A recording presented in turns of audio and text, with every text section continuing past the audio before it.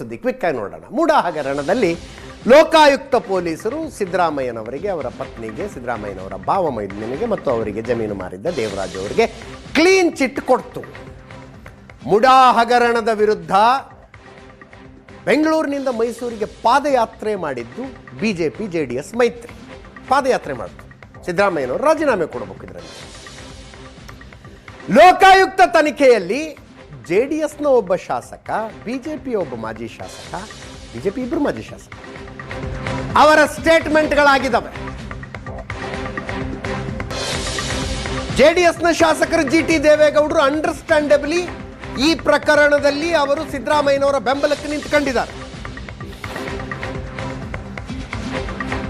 ಅವರ ಹೇಳಿಕೆ ಲೋಕಾಯುಕ್ತ ಪೊಲೀಸರ ಮುಂದೆ ಏನಿರುತ್ತೆ ಅನ್ನೋದು ನಮಗೆ ಗೊತ್ತು.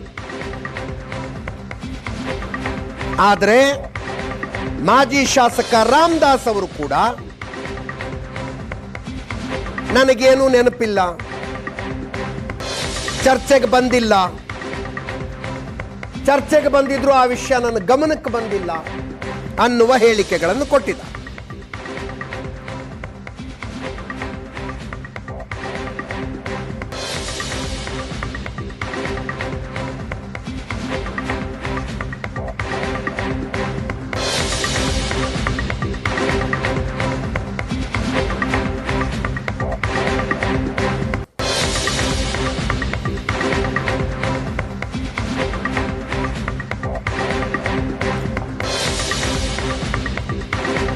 ಜಿಟಿ ದೇವೇಗೌಡರ ಹೇಳಿಕೆ, ಪಾರ್ವತಿ ಅವರ ಪ್ರಕರಣದಲ್ಲಿ ನಿಯಮದಂತೆ ಕ್ರಮ ಕೈಗೊಳ್ಳಲಾಗಿದೆ.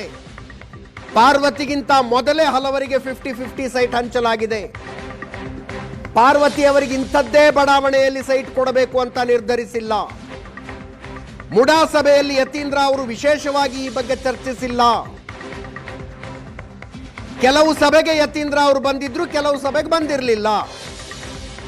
ಮುಡಾ ಸಭೆಯಲ್ಲಿ ಭಾಗಿಯಾಗಿದ್ದಾಗ ಪಾರ್ವತಿಯವರು ಯಾರು ಅನ್ನೋದು ನನಗೆ ಗೊತ್ತಿರಲಿಲ್ಲ ಅಂದಿದ್ದಾರೆ ಜಿಟಿ ದೇವೇಗೌಡ. ಇನ್ನು ಬಿಜೆಪಿ ಮುಖಂಡ ರಾಮದಾಸ್, ಮಾಜಿ ಶಾಸಕರು, ಮುಡಾ 50-50 ಸೈಟ್ ಹಂಚಿಕೆ ನಿರ್ಣಯ ಸಭೆಯಲ್ಲಿ ನಾನು ಭಾಗಿಯಾಗಿದ್ದೆ. ಯತೀಂದ್ರ ಅವರು ಬಂದಿದ್ರೋ ಇಲ್ವೋ ನನಗೆ ನೆನಪಿಲ್ಲ. ಕೆಸರೆ ಗ್ರಾಮದ ವಿಚಾರ ನಾನು ಸದಸ್ಯನಾಗಿದ್ದಾಗ ಚರ್ಚೆಗೆ ಬಂದಿಲ್ಲ. ಪಾರ್ವತಿ ಅವರಿಗೆ ಸಂಬಂಧಿಸಿದ ಚರ್ಚೆ ನನಗೆ ನೆನಪಿಲ್ಲ, ನನ್ನ ಗಮನಕ್ಕೆ ಬಂದಿಲ್ಲ ಅಂದಿದ್ದಾರೆ.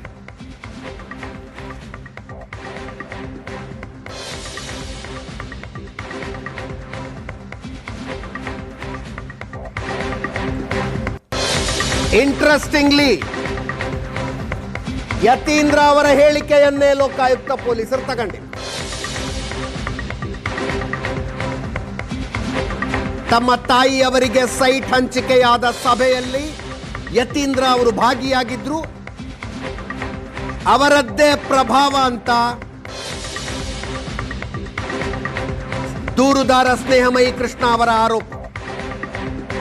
ಯತೀಂದ್ರ ಅವರ ಸ್ಟೇಟ್ಮೆಂಟೇ ತಗೊಂಡಿಲ್ಲ ಲೋಕಾಯುಕ್ತ ಪೊಲೀಸರು.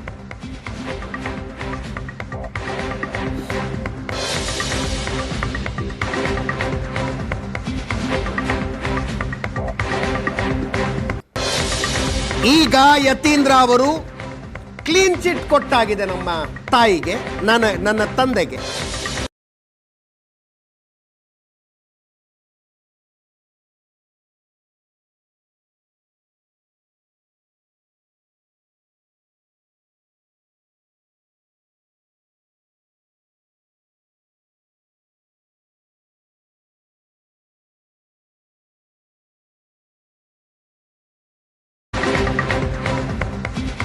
ಕುಟುಂಬದವರಾಗಲಿ ಇದ್ರೊಳಗೆ ಯಾವುದೇ ಒಂದು ಕಾನೂನು ಬಾಹಿರವಾದಂಥ ಕೆಲಸ ಮಾಡಿಲ್ಲ ಅಂತ ಹೇಳಿ ಮೂಡಾದವರು ಅನಧಿಕೃತವಾಗಿ ನಮ್ಮ ಜಮೀನನ್ನು ತೆಗೆದುಕೊಂಡು ಅವರು ಲೇಔಟ್ ಮಾಡಿ ನಮಗೆ ತಿಳಿಸದೆ ಮಾಡಿದ್ದಾರೆ. ಹಾಗಾಗಿ ಅದಕ್ಕೆ ಪರಿಹಾರ ರೂಪದಲ್ಲಿ ಕೊಡಬೇಕು ಅಂತ.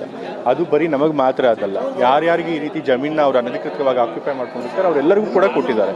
ಅದೇ ರೀತಿ ನಮಗೂ ಕೂಡ ಕೊಟ್ಟಿದ್ದಾರೆ. ಆದರೆ ಅದನ್ನೇ ಒಂದು ದೊಡ್ಡ ಹಗರಣ ಅಂತೇಳಿ ಬಿಂಬಿಸಿ ಅಪಪ್ರಚಾರ ಮಾಡಿ ಮುಖ್ಯಮಂತ್ರಿಗಳ ಅವರ ವಂಚಸ್ತಿಗೆ ತೆಕ್ಕೆ ತರುವಂಥ ಕೆಲಸ ಮಾಡಲಾಗಿತ್ತು. ಬಟ್ ಆದರೆ ಇವತ್ತು ಲೋಕಾಯುಕ್ತದವರು ತನಿಖೆ ಮಾಡಿ ಅದರೊಳಗೆ ಯಾವುದೇ ಅವರ ಆರೋಪದಲ್ಲಿ ಹುರುಳಿಲ್ಲ ಅನ್ನೋದನ್ನು ಸಾಬೀತು ಮಾಡಿಕೊಟ್ಟಿದ್ದಾರೆ. ಕೋರ್ಟ್ ಕೂಡ ಅದನ್ನು ಒಪ್ಕೊಳ್ಳುತ್ತೆ. ಸೊ ಹಾಗಾಗಿ ನಾವು ಏನು ಮೊದಲಿಂದನೂ ಹೇಳ್ತಿದ್ದೀವಿ, ನ್ಯಾಯ ಸತ್ಯ ನಮ್ಮ ಪರವಾಗಿದೆ ಅಂತ ಅದಕ್ಕೆ ಜಾಸ್ತಿ ತಂದೆಯವ್ರನ್ನ ಕೇಳಬೇಕು. ತಂದೆಯವ್ರನ್ನ ಕೇಳಬೇಕು, ತಾಯಿಯವ್ರನ್ನ ಕೇಳಬೇಕು. ಯಾಕೆಂತಂದ್ರೆ ಅಲ್ಟಿಮೇಟ್ಲಿ ಅದು ತಾಯಿಯವ್ರು ಬರಬೇಕಾಗಿದ್ದು. ಹಾಗಾಗಿ ಅವ್ರು ಏನು ಅಂತ ಕೇಳಬೇಕು. ಸೊ ಹೀಗಾಗಿ ಇವತ್ತು ನಾವು ಮೊದಲಿಂದ ಅವ್ರು ಏನು ಹೇಳ್ತಿದ್ರು, ಅವರು ನಿರಪರಾಧಿಗಳು ಅಂತ ಹೇಳಿ ಅದಕ್ಕೆ ಜಯ ಸಿಕ್ಕಿದೆ. ಮುಂದೆ ಅವ್ರು ಏನು ತೀರ್ಮಾನ. ಇದರೊಂದಿಗೆ ಇವತ್ತಿನ ಪಾರ್ಟಿ ರೌಂಡ್ಸ್ ಮುಗಿಸ್ತಾ ಇದ್ದೀನಿ. ನೇರ ದಿಟ್ಟ ನಿರಂತರ ಸುದ್ದಿಗಾಗಿ ನೋಡ್ತಾ ಇರಿ ಏಷ್ಯಾನೆಟ್ ಸುವರ್ಣ ನ್ಯೂಸ್.